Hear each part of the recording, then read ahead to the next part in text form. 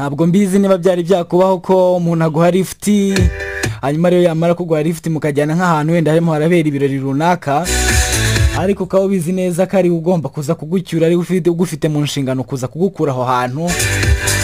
Mu by'ukuri ubona nta bundi buryo bwo kuhava pe, wenda bishobora kuba ari uburyo bw'amafaranga ntayo ifite amafaranga y'urwo rugendo, cyangwa se n'uburyo bwo kuhava wenda butoroshye kubera abantu benshi bahakoraniye bidashobora kuza koroha kuhava.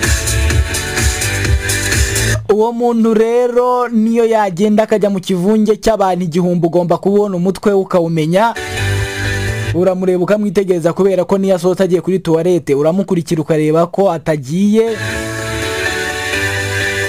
Yajya kwitaba telefone nawe ukiyeranje ukajya gusoma SMS nta muntu uyikwandikiye,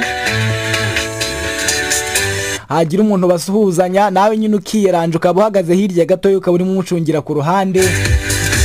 Akantu ko gusaba lift ntabwo kaba koroshye pe. Dushimiye abantu batanga lift ku bantu kubera ko hari nk'igihe umuntu ashobora kugucaho rwose akaba avuga ati bite bya wowe urama lift, ndaguha lift y'iki ko imodoka nayiguze uri aho ngaho urya neza uransaba lift kubera iki? Abantu rero batanga lift rwose bakora akazi keza harijya gutabara uri ahantu habi, ariko twiyamye abantu batanga lift bakayagenda akakubaza amagambo ku buryo ugere uvuze nk'amagambo n'ubundi yagura 5,000. Karakana ntabwo ari sawa rwose ko kuduha lift ubundi tukazagera y'amagambo yenda kudushiramo. Dukwiriye kuganira bisanzwe rwose, abantu batanga lift rwose kakantu muzagakosore, kandi abenshi bagahuriyeho kereka abandi barakize barigereye adafite n'umwanya wo kukuvugisha.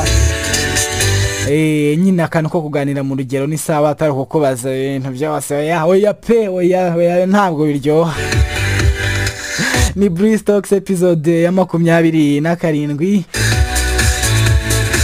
Ndabashimiye.